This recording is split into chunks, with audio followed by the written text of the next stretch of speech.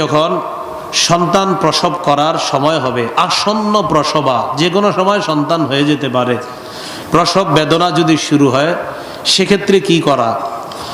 ইমাম ইবনুল কাইয়িম রহমতুল্লাহ আলাই আল-ওয়াবিলুস সাইয়্যিব মিনাল কালিমিত তাইয়্যিব কিতাবে লেখেন, রাসূলুল্লাহ সাল্লাল্লাহু আলাইহি ওয়াসাল্লাম তার কন্যা ফাতেমা রাদিয়াল্লাহু তাআলা আনহার যখন প্রসব বেদনা শুরু হয়, ফাতেমা রাদিয়াল্লাহু তাআলা আনহার কাছে নবীজি তার দুই বিবিকে পাঠিয়ে দিলেন, একজন উম্মে সালামা, আরেকজন জয়নব বিনতে জাহাশ রাদিয়াল্লাহু তাআলা আনহুমা।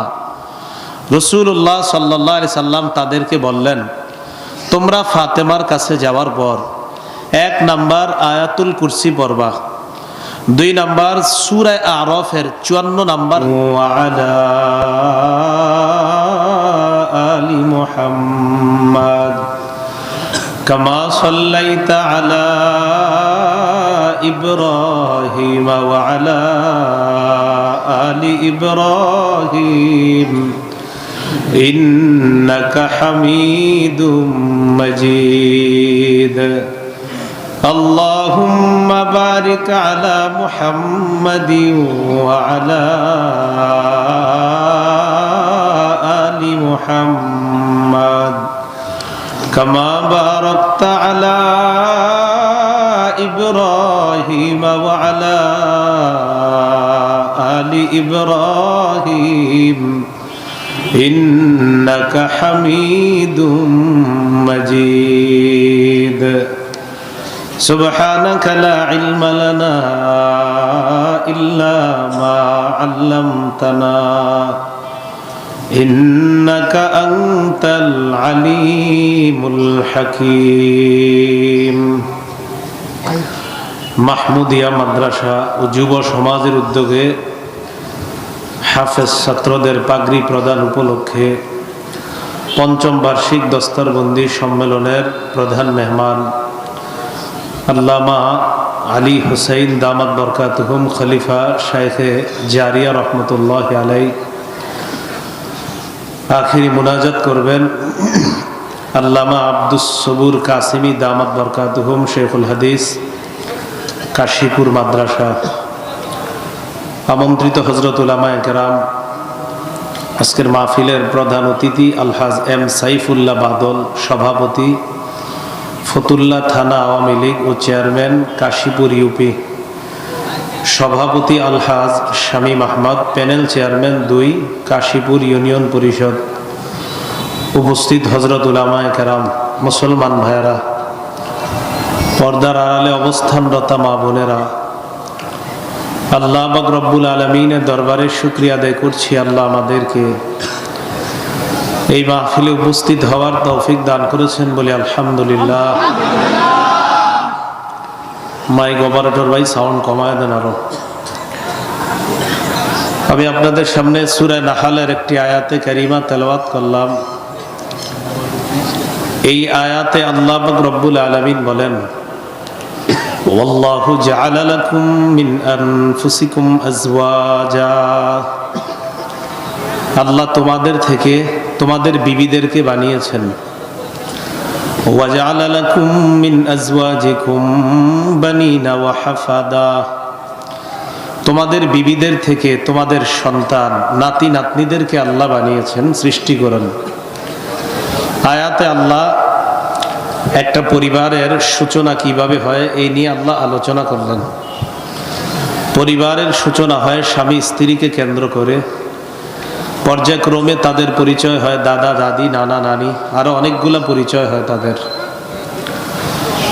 প্রথমত একজন নেককার দিনদার পুরুষ, তার জীবনে একজন দিনদার নারী প্রয়োজন, তাহলে একটা আদর্শ পরিবার গঠন করা সহজ হয়ে যায়।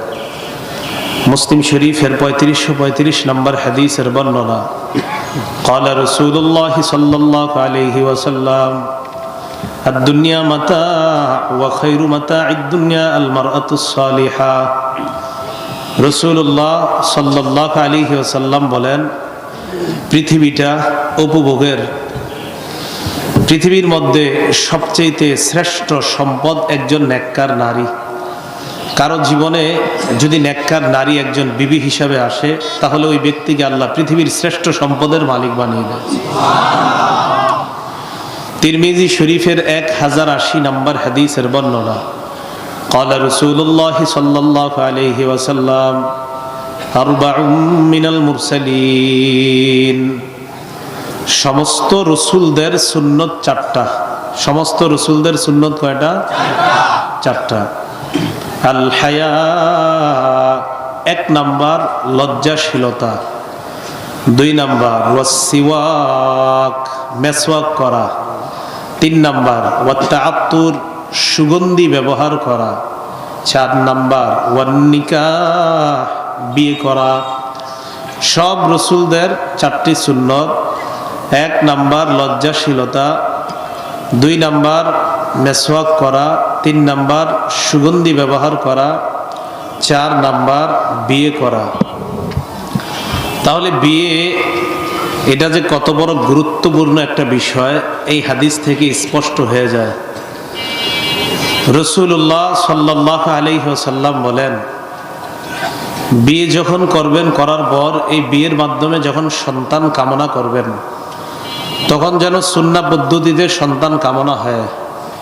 সহিহ বুখারীর বর্ণনা, 6388 নম্বর হাদিসের বর্ণনা, قال رسول الله صلى الله عليه وسلم لو أن أحدكم إذا أراد أن يأتي أهله। তোমাদের কেউ যখন তার বিবির কাছে গমন করার ইচ্ছা করে এবং এই সম্পর্ক স্থাপন করার ইচ্ছা করে, যেই সম্পর্ক স্বামী স্ত্রীর মাঝে আল্লাহ বৈধ করে দিয়েছেন, যেই সম্পর্কের মাধ্যমে তারা পৃথিবীতে একজন নেককার সন্তান কামনা করে। তো নবী বলেন, কোন স্বামী যখন তার স্ত্রীর সাথে এই পবিত্র সম্পর্কে লিপ্ত হতে চায়, পবিত্র সম্পর্কে আবদ্ধ হতে চায়, তখন সে পড়বে বিসমিল্লাহি আল্লাহুম্মা জান্নিবনাশ শাইতান ওয়া জান্নিবিশ শাইতানা মা রাযাকতানা। আল্লাহর নামে, আল্লাহ আপনি আমাদেরকে শয়তান থেকে দূরে রাখেন, আর আমাদেরকে এই পবিত্র সম্পর্কের ফলে যে রিজিক, যে সন্তান দান করবেন, এই সন্তান থেকেও আপনি শয়তানকে দূরে রাখেন। এই দোয়া করার পর ফাইন্নাহু ইয়ুকদ্দার বাইনাহুমা ওয়ালাদ, তাদের দুজনের ভাগ্যে যদি আল্লাহ সন্তান লিপিবদ্ধ করে দেন, লাম ইয়াদুররুহু শাইতানুন আবাদা, এই সন্তানকে শয়তান কখনো ক্ষতি করতে পারবে না। সন্তান দুনিয়াতে আসার সময় শয়তান খোঁচা দেয়। قال رسول الله صلى الله عليه وسلم ما من بني آدم مولود إلا يمسه الشيطان حين يولد فيستهل صارخا من مس الشيطان। রাসূলুল্লাহ সাল্লাল্লাহু আলাইহি ওয়াসাল্লাম বলেন, কোন সন্তান জন্মগ্রহণ করার সময় শয়তান তাকে স্পর্শ করে, শয়তানের স্পর্শ করার কারণে ওই সন্তানটা চিৎকার মারে, গায়রু মারইয়াম ওয়া ইবনুহা আলাইহিমাস সালাতু ওয়াস সালাম। মারইয়াম এবং তার সন্তান ঈসা আলাইহিমাস সালাতু ওয়াস সালাম, তাদের দুইজনকে শয়তান স্পর্শ করতে পারেনি। আল্লাহ কুদরতি ভাবে এই মারইয়াম এবং ঈসা নবীকে আল্লাহ শয়তানের স্পর্শ থেকে হেফাজত করেছেন। এখন সন্তান দুনিয়াতে আসবে, আপনার বিবি গর্ভবতী। এই গর্ভবতী বিবি যখন সন্তান প্রসব করার সময় হবে, আসন্ন প্রসবা, যে কোনো সময় সন্তান হয়ে যেতে পারে, প্রসব বেদনা যদি শুরু হয়, সেক্ষেত্রে কি করা? ইমাম ইবনুল কাইয়িম রহমতুল্লাহি আলাইহি আল ওয়াবিলুস সাইয়্যিব মিনাল কালিমিত তাইয়্যিব কিতাবে লেখেন, রাসূলুল্লাহ সাল্লাল্লাহু আলাইহি ওয়াসাল্লাম তার কন্যা ফাতেমা রাদিয়াল্লাহু তাআলা আনহার যখন প্রসব বেদনা শুরু হয়, ফাতেমা রাদিয়াল্লাহু তাআলা আনহার কাছে নবীজি তার 2 বিবিকে পাঠিয়ে দিলেন। একজন উম্মে সালামা, আরেকজন জয়নব বিনতে জাহাশ রাদিয়াল্লাহু তাআলা আনহুমা। রাসূলুল্লাহ সাল্লাল্লাহু আলাইহি সাল্লাম তাদেরকে বললেন, তোমরা ফাতেমার কাছে যাওয়ার পর 1 নাম্বার আয়াতুল কুরসি পড়বা, 2 নাম্বার সূরা আরাফের 54 নাম্বার আয়াত পড়বা। বলেন তো কোন সূরার কত নাম্বার আয়াত? আর প্রথমে কি পড়বে? প্রথমে আয়াতুল কুরসি, এরপর সূরা আরাফের 54 নম্বর আয়াত, ইন্না রাব্বাকুমুল্লাহুল্লাযী খালাকাস সামাওয়াতি ওয়াল আরদা ফি সিত্তাতি আইয়ামিন সুম্মা ইসতাওয়া আলাল আরশ ইউগশিল লাইলান নাহারা ইয়াতলুবুহু হাসীসান ওয়াশ-শামসা ওয়াল কামার ওয়ান নুজুমা মুসাখখারাতিন বিআমরিহি আলা লাহুল খালকু ওয়াল আমরু তাবারাকাল্লাহু রাব্বুল আলামিন। এই আয়াতটা পড়া। 3 নাম্বার সূরা ইউনূসের 3 নাম্বার আয়াত পড়া। আল্লাহ বলেন, ইন্না রাব্বাকুমুল্লাহুল্লাযী খালাকাস সামাওয়াতি ওয়াল আরদা ফি সিত্তাতি আইয়ামিন সুম্মা ইসতাওয়া আলাল আরশ ইউদাব্বিরুল আমরা মা মিন শাফিঈন ইল্লা মিন বাদি ইযনিহি যালিকুমুল্লাহু রাব্বুকুম ফা'বুদু আফালা তাযাক্কারুন। এটা হলো সূরা ইউনূসের 3 নাম্বার আয়াত। আলেম ছাড়া অন্যরা বলেন 1 নাম্বার কি পড়বে? 2 নাম্বার 54, 3 নাম্বার সূরা ইউনূসের 3 নাম্বার আয়াত। 4 নাম্বার ফালাক এবং নাস। বলেন তো, ফালাক এবং নাস। গর্ভবতী নারী যিনি সন্তান প্রসব বেদনা হয় তার সামনে যে নারীরা থাকবে তারা এটা পড়বে। আর গর্ভবতী নারী যিনি, তিনি কি করবে? আবু দাউদ শরীফের 1525 নাম্বার হাদিসের মধ্যে আসছে, আসমা বিনতে উমাইস রাদিয়াল্লাহু তাআলা আনহাকে রাসূল সাল্লাল্লাহু আলাইহি সাল্লাম বলেন, যখন তুমি কঠিন বিপদে থাকবে, মুসিবতের মধ্যে থাকবে, কঠিন বিপদ, কঠিন মুসিবত। দেখেন, একটা মা সন্তান যখন জন্ম দেয় তখন তার কি পরিমাণ বিপদ, কি পরিমাণ মুসিবত হয়, এটা ওই মা ছাড়া আর কেউ জানে না। ওই মাকে তখন বলবেন এই দোয়াটা পড়ার জন্য। পড়েন আমার সাথে, আল্লাহ আল্লাহ রব্বি। আল্লাহ কয়বার? আল্লাহু আল্লাহু রব্বি লা উশরিকু বিহি শাইআ। এটা পড়বে যিনি সন্তান প্রসব করবে। এটা আপনারাও যে কোনো বিপদে, কঠিন বিপদে আছেন, বাঁচার কোনো রাস্তা দেখছেন না, এটা পড়া শুরু করে দেন। আল্লাহু আল্লাহু রাব্বি লা উশরিকু বিহি শাইআ। তাহলে সন্তান যিনি প্রসব করবে তার সামনে যারা যাবে তাদের কাজ আছে। যিনি প্রসব বেদনায় কাতরাবে তার যদি সেন্স ঠিক থাকে তাহলে তিনি এটা পড়বে। আল্লাহ আমল করার তৌফিক দান করেন। সন্তানটা গর্ভপাত হয়ে যেতে পারে, জন্মের আগেও মারা যেতে পারে। এরকম যদি হয়, গর্ভপাত হয়ে যায়, জন্মের আগে মারা যায়, অথবা জন্মগ্রহণ করলো মৃত, অথবা সন্তানটা দুনিয়াতে আসার পর 2, 4, 5, 7 মিনিট বেঁচে থেকে মারা গেল, ওই সন্তানের মাটার কেমন কষ্ট হবে বলেন তো? অনেক বেশি, ঠিক না? ওই মাকে ইবনে মাজার 1609 নাম্বার হাদিস শুনিয়ে দিবেন। 1609 নাম্বার মুখস্থ রাখতে পারলে তো ভালো, বাকি হাদিসটা মুখস্থ রাখলেই হবে বাংলাটা। عن معاذ بن جبل رضي الله تعالى عنه قال قال رسول الله صلى الله عليه وسلم। মুআয ইবনে জাবাল রাদিয়াল্লাহু তাআলা আনহুর বর্ণনা, রাসূলুল্লাহ সাল্লাল্লাহু আলাইহি ওয়াসাল্লাম বলেন, ইন্নাস সিকতা লা ইয়াজুরু উম্মাহু বিসাররিহি ইলাল জান্নাহ। গর্ভপাত হওয়া সন্তান তার মাকে নাভি দিয়ে পেঁচিয়ে জান্নাতের দিকে রওনা করবে। গর্ভপাত হওয়া সন্তান মাকে নাভি দিয়ে পেঁচিয়ে দৌড়ায় জান্নাতের দিকে রওনা করবে। গর্ভপাত হয়ে গেলে শুধু মা কষ্ট পায় না, বাবাও কষ্ট পায়। আওয়াজটা হালকা হইলো আপনাদের, বাবা কষ্ট পায় না? না মনে হয় আপনারা পান না? তাহলে মারা যাক 2-1টা। তাহলে বাবা কষ্ট পায় কিনা?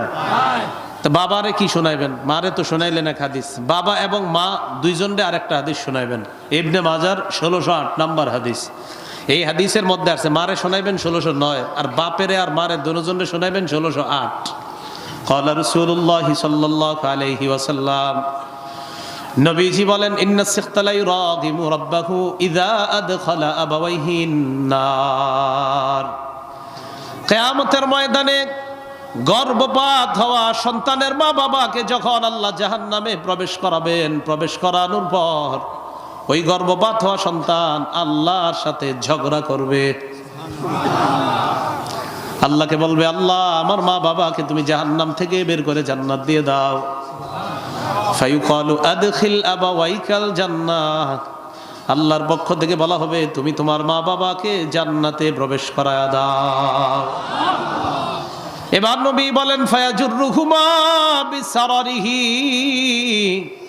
এই গর্ভপাত হওয়া সন্তান মা বাবা দুজনকে নাভি দিয়ে পেঁচিয়ে দৌড়িয়ে জান্নাতের দিকে রওনা করবে। তাহলে মা বাবা দুজনের জন্য আমরা বর্ণনা পেয়ে গেলাম।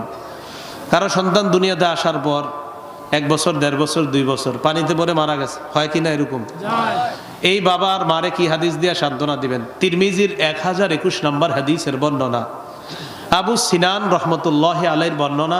তিনি বলেন আমার সন্তানকে আমি দাফন করলাম, এদিকে তাকান সবাই, এটা কবর, এটা কবর, এটা কবরের কিনারা, খুব বুঝতে হবে হাদিসটা। আবু সিনান বলেন এই এলাকার কোনো আলেমের সন্তান মারা গেলে অন্য আলেমরা সান্ত্বনা দিতে যায় না? কথার কথা, অবশ্যই যাবে, আলেমরা সান্ত্বনা দিতে যাবে, এটাই সাধারণ বিষয়। আবু সিনান বলেন দাফান্তু ইবনি সিনানান, আমি আমার সন্তান সিনানকে দাফন করলাম। দাফন করার পর ওয়া আবু তালহা আল খাওলানি জালিসুন আলা শাফিরিল কবরি, আরেকজন আলেম আবু তালহা আল খাওলানি কবরের কিনারায় বসা।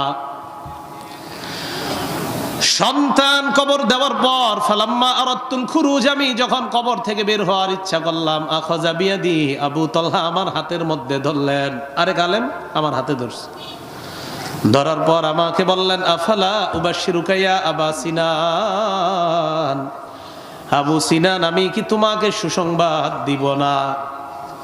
আবু সিনান জবাব দিলেন কুলতু বালা, হ্যাঁ আপনি আমাকে সুসংবাদ দেন। আবু তালহা আল খাওলানি বলেন হাদ্দাসানি আদ-দাহহাক ইবনে আব্দুর রহমান ইবনে আরজাবিন আন আবি মুসা আল-আশআরী রাদিয়াল্লাহু তাআলা আনহু قال قال رسول الله সাল্লাল্লাহু আলাইহি ওয়াসাল্লাম, আবু মুসা আশআরীর বর্ণনা, আল্লাহ নবী বলেন ইযা মাতা ওয়ালাদুল আবদি, কোন বান্দার সন্তান যখন মারা যায়, ক্বালাল্লাহু লিমালাইকাতিহি, আল্লাহ ফেরেশতাদেরকে বলেন ক্বাবাতুম ওয়ালাদা আবদি, আমার বান্দার সন্তানটা তোমরা ছিনিয়ে আনলা। ফেরেশতারা জবাব দেয় নাম, হ্যাঁ মাবুদ, আপনার বান্দার সন্তানটা ছিনিয়ে আনলাম। এরপর আল্লাহ বলেন ক্বাবাতুম সামারাতা ফুআদিহি, আমার বান্দার কলিজার টুকরাটা ছিনিয়ে আনলা। ফেরেশতারা জবাব দেয় নাম, হ্যাঁ মাবুদ, আপনার বান্দার কলিজার টুকরাটা ছিনিয়ে আনলাম। আল্লাহ বলে মাযা ইয়াকুলু আবদি, আমার বান্দার সন্তান তোমরা নিয়ে আসলা, আমার বান্দা কি বলে আমি একটু শুনতে চাই। আল্লাহ তো সব জানে। এরপরে এটা কেন, এটার একটা কারণ আছে, কারণটা শেষে বুঝবেন।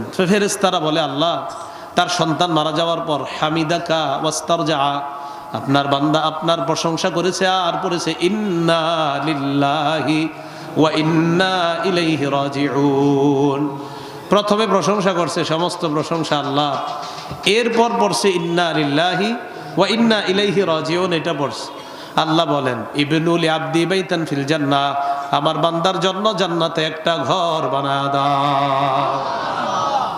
ওয়াসাম্মুহু বাইতাল হামদি, ঘরের নাম বাইতুল হামদ রেখে দাও।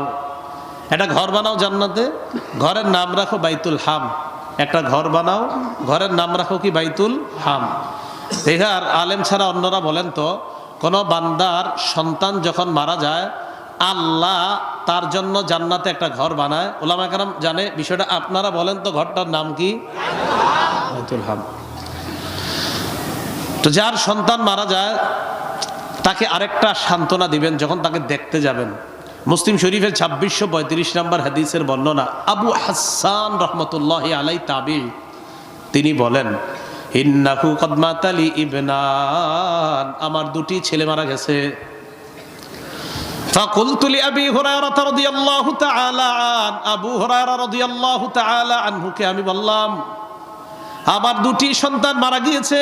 ফামা আনতা বিমুহাদ্দিসি আর রাসূলিল্লাহি সাল্লাল্লাহু আলাইহি ওয়াসাল্লাম বিহাদিসিন তুতাইবু বিহি আনফুসানা আন মাউতানা, আপনি এমন কোন হাদিস বলেন যে হাদিসের মাধ্যমে আমরা নিজেদেরকে সান্ত্বনা দিতে পারি।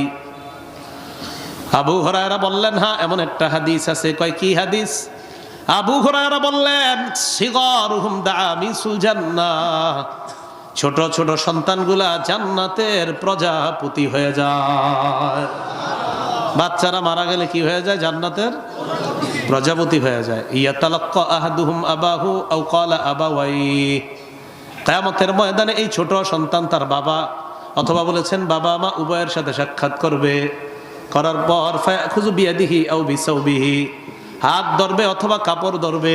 আবু হুরায়রা বলেন, আপনার তো কাপড়ের আঁচল নাই, আপনার দেহি তো বইটা। আবু হুরায়রা বলেন, আপনি একটু ধরেন টান দিয়ে, না ধরলে তুইব না। আবু হুরায়রা বলেন, কামা আনা আখুযু বিসনিফাতি সাওবিকা হাযা, আমি তোমার কাপড়ের এই আঁচলটা যেইভাবে ধরে রাখছি এইভাবে বাচ্চা তার বাবা মায়ের কাপড়ের আঁচল ধরবে। লা ইয়ানতাহি আও ক্বালা লা ইয়াতানাহা হাত্তা ইউদখিলাহুল্লাহু আবাহুল জান্নাহ, জান্নাতে প্রবেশ না করায়া বাবা মায়ের আঁচল ছাড়বে না। এই জন্য সন্তান যদি মারা যায় তার মা বাবাকে সান্ত্বনা দেওয়া, এই কথাগুলা বলে। এখন কথা হলো, সন্তান মারা যাওয়ার পর এদেরকে লালন পালন কে করে? এই বাচ্চাগুলারে সহিহুল জামে কিতাবের নাম 1023 নম্বর হাদিসের বর্ণনা। ক্বালা রাসূলুল্লাহ সাল্লাল্লাহু আলাইহি ওয়াসাল্লাম, নবীজি সাল্লাল্লাহু আলাইহি ওয়াসাল্লাম বলেন, আতফালুল মুমিনিনা ফি জাবালিন ফিল জান্নাহ, মুমিনদের ছোট ছোট সন্তানগুলা শৈশবে যদি মারা যায় তারা জান্নাতের পাহাড়ের মধ্যে অবস্থান নেয়। মুমিনদের ছোট সন্তানগুলা কোথায় অবস্থান করে? জান্নাতের পাহাড়ে। ইউকাফিলুহুম ইব্রাহিম ওয়া সারা আলাইহিমাস সালাতু ওয়াস সালাম হাত্তা ইয়ারুদ্দাহুম ইলা আবাইহিম ইয়াউমাল কিয়ামাহ, তাদেরকে ইব্রাহিম নবী এবং সারা লালন পালন করে কিয়ামত পর্যন্ত।